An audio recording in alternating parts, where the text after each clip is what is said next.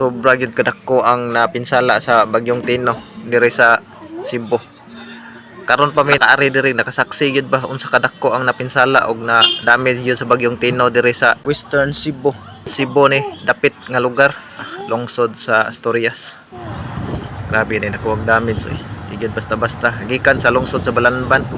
Nalahos diri sa lungsod sa Asturias. Wa ni mag-viral diri dapita kay wa man ta makabantay diri sa social media nga nag-viral ni diri dapita nga grabeng pag-damage diri. Pero karon day amo gyud nasaksihan unsa kadakog damage diri dapita. Kay kung imo gyud ni siyang subayon, imo gyud ning arion diri dapita sus nilapas gid sa halos dapit sa first floor. Ang ilawmon sa tubig. Sus grabe kalawom. Imagine lang ha. Nilapas hapit sa first floor. Tanawa ko ni mga balay bisag unsa kadagko ni mga balaya ka mga nindot ani lig-on pa ni mga gate pero tanawa ang ilang mga gate diri kung imo gyud ning arion diri sa personal. Sus nangabungkag tungod lang sa baha. Magit ang uban nga lambah nga yupi ba sus wa mi magtuo wa mi magtuo ingon ani na tanawa na inyong eskwelahan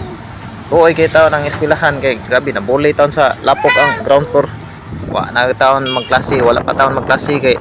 di pa man makuanan og estudyante kay nabulit mas lapok grabe naghana kini usa sad ni sa pinakanindot nga balay ri dato kay tagiyan tanawan ni sakyanan nagbarog ni luyo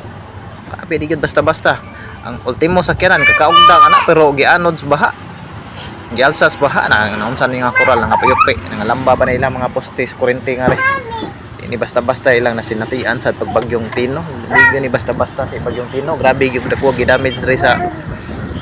Metro Cebu ug sa Eastern Cebu grabe ultimong nga dagko kay kahoy nga kadagko sa kahoy pero gilambas baha basta-bastang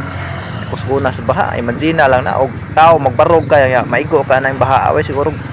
asa ka kapon nito malubong siguro duta usog ba awa ko ni katag-as ning mga manggaha kadagko sa mga punuan pero gipangyano laglamba sa tubig baha pagbaha sa bagyong Tino yun ni basta-basta ning nasinatian red dapita luoy taon kay mga tao imo lang taon magbarog sa karsada ba ang uban nagbutas lang gyud taon kay piting lapukas siguro sa lahang balay ang uban nagsipang hinlo pero murag dip gyud badag atog hinlo siguro kay ug imong imaginon ang lapok gibag-on murag lapas sa tuhod siguro kining karsada narang-arang nalagamay pero naghitak gyapon pero napagyapon sa lapok pero narang-arang naggamay kay murag nakandos na sa ilang mga heavy equipment diri ba sa ilang mga piloder napadaplin ang mga lapok in taon magian naguskenan pero makita gyapon mo unsa kabaga ang mga lapok kay sa mga ang mga balay manggod sa mga tao diri murag wala pa lamay hinluoy ba tungod sa